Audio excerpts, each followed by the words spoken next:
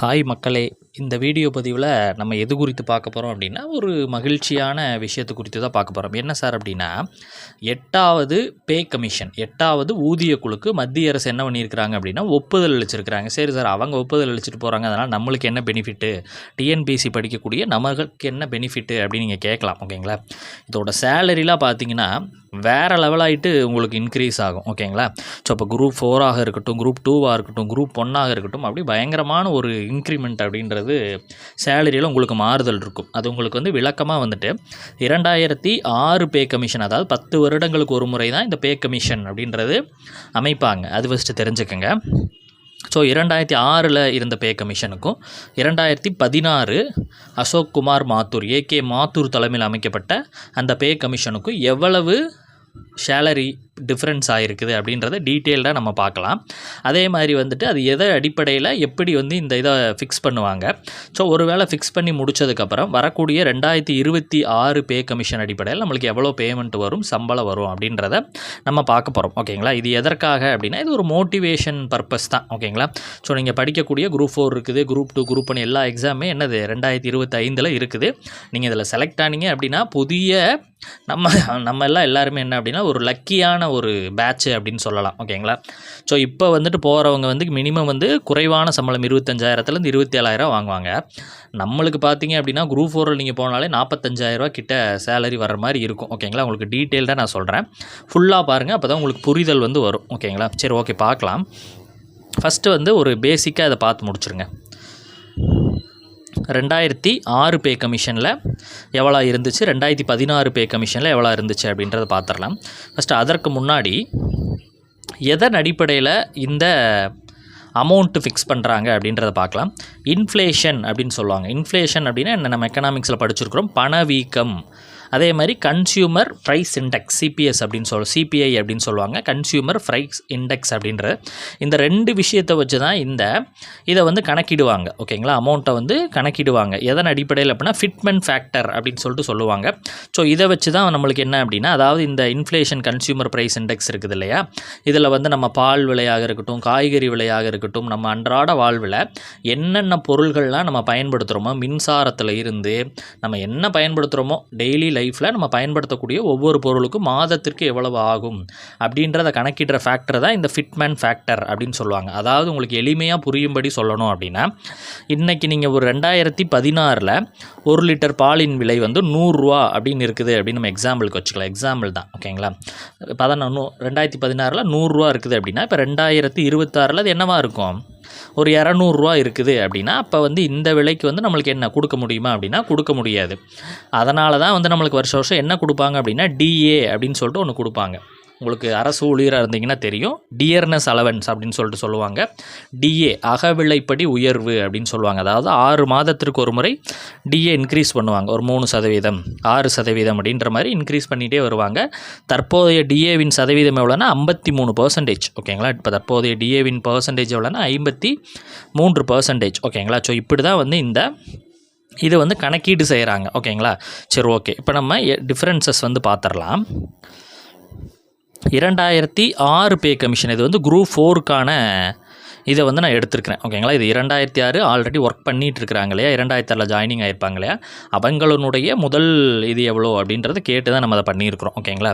So அவங்களுக்கு பேசிக் பே அப்படின்றது எவ்வளோ வந்துச்சு அப்படின்னா 5200 அப்படின்னு சொல்லிட்டு வந்துருந்துச்சு. கிரேட் பே அப்படின்னு சொல்லிட்டு ஒன்று ஆட் ஆகும். ஓகேங்களா? அது வந்து 2400. ஹெச்ஆர்ஏ அப்படின்னா என்ன சார் அப்படின்னா ஹவுஸ் ரெண்ட் அலவன்ஸ் அப்படின்றது ஒரு 700 ரூபா, மெடிக்கல் ஒரு 150 ரூபா. மொத்தமாக அவங்களுடைய கிராஸ் டோட்டல், அதாவது 2006 அடிப்படையில் எவ்வளோ வரும்னா 8450 ரூபா கிராஸ் வந்துச்சு. அதில் இதெல்லாம் கழிப்பாங்க. ஓகேங்களா? கழிக்கிறது அப்படின்னு சொல்லுவாங்க இல்லையா. ஸோ சிபிஎஸ், அதாவது கம்பைன்டு பென்ஷன் ஸ்கீம் 760, இப்போ இது கிடையாது பட் சொல்கிறேன், 760 ரூபாய்க்கு கழிப்பாங்க. எஸ்பிஎஃப் ஸ்பெஷல் ப்ராவிடென்ட் ஃபண்டு கழிப்பாங்க 70 ரூபா. எஃபிஎஃப்சி ஃபேமிலி பெனிஃபிட் ஃபண்டுன்னு சொல்லுவாங்க, அது ஒரு 50 ரூபா. என்ஹெச்ஐஎஸ் அது ஒரு 180 ரூபா கழிப்பாங்க. ஆக மொத்தம் அந்த 8450லேயே உங்களுக்கு 1060 ரூபா கழித்து கையில் எவ்வளோ வரும் அப்படின்னா 2240 ரூபா வந்துட்டு குரூப் 4ல் 2006 சம்பளத்தில் வந்து வந்தது. ஓகேங்களா? ஸோ அப்போ 2016 பே கமிஷன் ஆனிச்சுன்னா இது எப்படி மாறி இருக்குது அப்படின்றத மட்டும் நீங்கள் பாருங்கள், ஆச்சரியப்படுவீங்க. பேசிக் பேவே எவ்வளோ இருக்குது உங்களுக்கு 19,500 பேசிக் பே என்ன இருக்குது 19,500 எவ்வளோ இருந்தது 5,200 இருந்த பேசிக் பே எப்படி ஆயிருக்குது உங்களுக்கு 19,500 மாறி இருக்குது. கிட்டத்தட்ட 3 மடங்கு அப்படின்னு நம்ம வச்சுக்கலாம். ஓகேங்களா, நம்ம ஒரு ஃபிட்மேன் ஃபேக்டர் அப்படின்னு சொல்லிட்டு ஒன்று சொன்னோம் இல்லையா, கீழே பார்த்தோம்ல இந்த ஃபிட்மேன் ஃபேக்டர் அப்படின்றது. இப்போ 2016க்கு எவ்வளோ போட்டிருக்கிறாங்க 2.57%, 2.57 அப்படின்னா இந்த 5,200 2006 இருந்துச்சுல்ல, இந்த 5,200 இந்த 2.57 பெருக்குனிங்கன்னா 19,500 வரும். ஓகேங்களா, ஸோ இப்படி தான் பேசிக் பே கணக்கிடுவாங்க. அதாவது இந்த பே வந்து முன்னாடி இருக்க பே கூட இந்த ஃபிட்மேன் ஃபேக்டர் அப்படின்ற ஒரு பே வந்து இருக்கும். ஸோ அதை வந்து நம்ம பெருக்கணும், மல்டிப்ளை பண்ணணும். ஓகேங்களா, ஓகேங்களா, ஸோ அந்த மாதிரி பெருக்கி தான் உங்களுக்கு 2016 19,500 வந்திருந்தது. HRA house rent allowance 800, medical allowance 300 இருந்துச்சு. ஓகேங்களா, அப்போ டிஏ நம்ம சொன்னோம் இல்லையா, டியர்னஸ் அலவன்ஸ், அதாவது 2016 போட்டதுக்கப்புறம் வந்து வருஷம் வந்து உங்களுக்கு இந்த டிஏ அப்படின்றது ஒரு தொகை வந்து இன்க்ரீஸ் பண்ணுவாங்க 6 மாதத்திற்கு ஒருக்கா. அப்போ வந்து இப்போதைக்கு 53% தமிழ்நாட்டில் டிஏ இருக்குது. ஓகேங்களா, அப்போ அதுபடி போட்டோம் அப்படின்னா 10,335 அப்படின்றது வரும். மொத்தமாக இன்றைக்கி நீங்கள் வேலையில் சேர்றீங்க, அதாவது இந்த ஊதிய குழு அடிப்படையில் நீங்கள் வேலைக்கு சேர்றீங்கன்னா 30,935 இன்றைக்கி தேதிக்கு உங்களுக்கு என்ன வரும் அமௌண்ட் என்பது வரும். ஓகேங்களா, அப்போ பிடித்தம் எவ்வளோ சார் அப்படின்னா சிபிஎஸ் மேலே பார்த்த மாதிரி 2,984, எஸ்பிஎஃப் 70, என்ஹெச்ஐஎஸ் 300, எஃபிஎஃப் அப்படின்றது 110, ஒரு 3,464 அப்படின்றது பிடிச்சிக்குவாங்க. அப்போ பேலன்ஸாக இன்றைக்கி நீங்கள் ஒரு குரூப் 4 வேலையில் இன்றைக்கி தேதியில், ஓகேங்களா, இன்றைக்கி தேதியில் நீங்கள் சேர்ந்தீங்கன்னா 27,471 அப்படின்ற அமௌண்ட் வந்து உங்கள் கைக்கு வந்து சேலரியாக வரும். கைக்கு வர அமௌண்ட்டே 27,471. ஓகேங்களா, சரி ஓகே சார், இதெல்லாம் நம்ம பார்த்துட்டோம். 2006 வந்து பார்த்தாச்சு, 2016 என்பது பார்த்துட்டோம். சரி, அப்போ 2026க்கு என்ன வரும், அதுக்கு தான் நாங்கள் வீடியோக்கே வந்திருக்கிறோம், அதுதானே எங்களுக்கு முக்கியம், அதை ஃபஸ்ட்டு சொல்லுங்கள் அப்படின்றத நீங்கள் கேட்குறீங்க, புரியுது. ஓகேங்களா, ஸோ அப்போ செய்தித்தாள்களாக இருக்கட்டும், மத்திய அரசினுடைய இதழ்களாக இருக்கட்டும், அதில் என்ன வந்திருக்குது அப்படின்னா ஃபிட்மேன் ஃபேக்டரு 2.28 வரலாம் அப்படின்ற மாதிரி சொல்லியிருக்கிறாங்க. எவ்வளோ சொல்லியிருக்கிறாங்க 2.28. நம்ம மேலே பார்த்தோம்ல 2.57 16க்கு வந்துச்சு, இப்போ 26க்கு 2.28 வரலாம் அப்படின்னு சொல்கிறாங்க.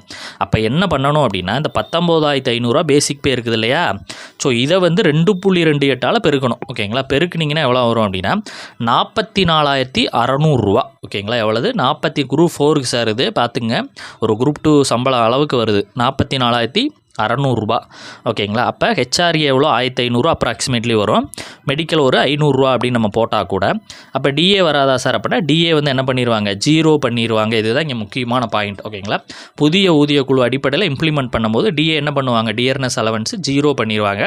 அதுக்கப்புறம் கூட்ட மாட்டாங்களான்னா கூட்டுவாங்க, மறுபடியும் 6 மாதத்திற்கு ஒருக்கா என்ன பண்ணுவாங்க உங்களுக்கு கூட்டுவாங்க திரும்ப. ஓகேங்களா, ஸோ மறுபடியும் இன்க்ரீஸ் ஆகும் ஃபஸ்ட் இயருக்கும், second year, third year, fourth year அப்படின்னு சொல்லிட்டு அடுத்து 2036 வரைக்குமே இந்த டிஏ பர்சன்டேஜ் இன்க்ரீஸ் ஆகிட்டே போகும். நான் சொல்கிறது ஃபஸ்ட்டு மந்த்துக்கு தான், அதாவது அது இம்ப்ளிமெண்ட் ஆனதுக்கப்புறம் ஃபஸ்ட்டு மந்த்துக்கு உங்களுக்கு சொல்கிறேன். ஓகேங்களா, அப்போ டோட்டலாக கிராஸ் டோட்டல் எவ்வளோ அப்படின்னா 46,600. ஓகேங்களா, எவ்வளவு 46,600. ஒரு குரூப் 4க்கே நீங்கள் எவ்வளோ வருதுன்னு பார்த்துங்க, கிளியர் பண்ணுற அப்போ படிக்கிறது எவ்வளோ முக்கியம் நீங்கள் பார்த்துங்க. 46,600 அப்படின்றது கிராஸாக வரும். அப்போ கைக்கு எவ்வளோ சார் வரும் இன் ஹேண்ட் அப்படின்னா ஒரு 40,000 கைக்கு வரும். 40,000 41,000 தாராளமாக கைக்கு வரும். 40,000 அப்படின்றது பெரிய சேலரி. நம்ம இன்றைக்கி 2016 பே ஸ்கேல் அடிப்பில் குரூப் 2க்கு போனாலே சில டிபார்ட்மெண்ட்டில் 35,000 தான் சம்பளம். ஓகேங்களா, குரூப் 2லேயே நான் சொல்கிறேன் 35,000, 40,000, 38 இந்த மாதிரி டிபார்ட்மெண்ட்டுக்கு தகுந்த மாதிரி மாறும். ஸோ இதில் குரூப் 4ல் என்னது உங்களுக்கு 40,000 அப்படின்றது பெரிய அமௌண்ட். ஓகேங்களா, சரி ஓகே. இதில் இன்னும் இப்போ குரூப் 4க்கு எவ்வளோ வருதுன்னா இப்போ குரூப் 2க்குலாம் எவ்வளோ சார் வரும் அப்படின்னு கேட்டிங்கன்னா, இப்போ குரூப் 2க்கு இப்போ வந்து 35,000 அப்படின்னு நம்ம எக்ஸாம்பிளுக்கு வச்சுக்கலாம். 35,000 இருக்குன்னு இப்போ டிபார்ட்மெண்ட்டுக்கு வேரி ஆகும். ஸோ 35,000 வச்சுக்கலாம். இதை வந்து நீங்கள் 2.28 பெருக்கி பாருங்கள். ஓகேங்களா, 70,000 கிட்டத்தட்ட 78,000 79,000 உங்களுக்கு கிராஸ் வந்து வரும். ஓகேங்களா, 75,000 கைக்கே உங்களுக்கு குரூப் 2லே வரும். அப்போ குரூப் 1ல என்ன சார் ஆகும் அப்படின்னு கேட்டிங்கன்னா, குரூப் 1 இன்றைக்கி தேதிக்கு வந்து எவ்வளோ வாங்கிட்டு இருக்கிறாங்க அப்படின்னா ஃபஸ்ட் மந்த் சேலரி ஒரு 65,000 அப்படின்னா உங்களுக்கு அடுத்து வந்துட்டு சரி 56,100 அப்படின்றது பேசிக் பேவாக இன்றைக்கி வந்து குரூப் 1க்கு இருக்குது. அப்போ இதை 2.28 பெருக்கி பாருங்கள், கிட்டத்தட்ட உங்களுக்கு எவ்வளோ வரும்னா 1.30 லட்சம் ரூபா ஃபஸ்ட்டு மாதமே உங்களுக்கு இந்த இது வரும். ஓகேங்களா, ஸோ அப்போ இது எவ்வளோ முக்கியம் அப்படின்றத நீங்கள் பார்த்துங்க. இவ்வளோ வரும். குரூப் 4க்கு போனீங்கன்னா ஒரு 40,000 சம்பளம் கன்ஃபார்ம் கேரண்டி. குரூப் 2க்கு போனீங்கன்னா ஒரு 75,000. குரூப் 1க்கு போனீங்கன்னா ஒரு 1,30,000 சம்பளம் வரும். ஓகேங்களா? சரி, ஓகே சார். இது இம்ப்ளிமெண்ட் அப்புறம் மத்திய அரசு தானே கொண்டு வந்திருக்கிறாங்க, தமிழக அரசு இம்ப்ளிமெண்ட் பண்ணுமா அப்படின்னா கட்டாயமாக பண்ணும். எதன் அடிப்படையில் சார் சொல்கிறீங்க அப்படின்னா, இப்போ 2006 கொண்டு வந்தது யார்? மத்திய அரசு. தமிழ்நாடு இம்ப்ளிமெண்ட் பண்ணாங்களா? 2016 கொண்டு வந்தது யார்? மத்திய அரசு. இம்ப்ளிமெண்ட் பண்ணாங்களா? அப்போ 26மே இம்ப்ளிமெண்ட் பண்ணுவாங்க. தமிழகத்திற்கு தனியாக ஊதிய குழு கிடையாது. ஓகேங்களா? மாநிலங்களுக்கு ஊதிய குழு அமைக்கப்பட மாட்டாது. மத்தியில் என்ன அமைக்கிறாங்களோ அதோட பரிந்துரை அடிப்படையில் தான் என்ன ஆகும், உங்களுக்கு மாநிலங்களில் செயல்படுத்தப்படும். ஓகேங்களா? அப்போ இவ்வளோ ரூபா வரும். மாநிலத்தில் கட்டாயம் செயல்படுத்துவாங்க. இப்போ 26லே செயல்படுத்துவாங்களான்னா கிடையாது. ஒரு வருடம் 2 வருடம் தாமதமாகலாம். 2006 கொண்டு வந்த ஊதிய குழுக்கு 2008 எண்டில் தான் இம்ப்ளிமெண்ட் பண்ணதாக சொன்னாங்க. ஓகேங்களா? ஆனால் அதுக்கு என்ன அரியர் அப்படின்னு சொல்லிட்டு அந்த நிலுவைத் தொகை எல்லாத்தையும் உங்களுக்கு என்ன போட்டுருவாங்க. ஓகேங்களா? ஸோ இதன் மூலமாக நம்ம ஊதிய குழுவினுடைய டவுட்ஸ் எல்லாமே உங்களுக்கு போயிருக்குன்னு நான் நம்புகிறேன். உங்களுக்கு டவுட் போகலை அப்படின்னாலும் என் கமெண்ட் பண்ணுங்கள், நான் உங்களுக்கு ரிப்ளை பண்ணுறேன். ஓகேங்களா? ஸோ இப்போ சேலரி பேக்கேஜ் எந்த அளவுக்கு இருக்குது அப்படின்றத நீங்கள் பார்த்துங்க. மிஸ் பண்ணாதீங்க. நல்லா படிங்க. வருங்காலத்தில் தீவிரமாக படிங்க. குரூப் 4 கட்டாயமாக வரும். சொன்ன தேதியில் வந்துடும். ஸோ தரமாக படிச்சுங்க. ஓகேங்களா? அடுத்தடுத்த வீடியோ பதிவில் சந்திக்கலாம். தேங்க்யூ.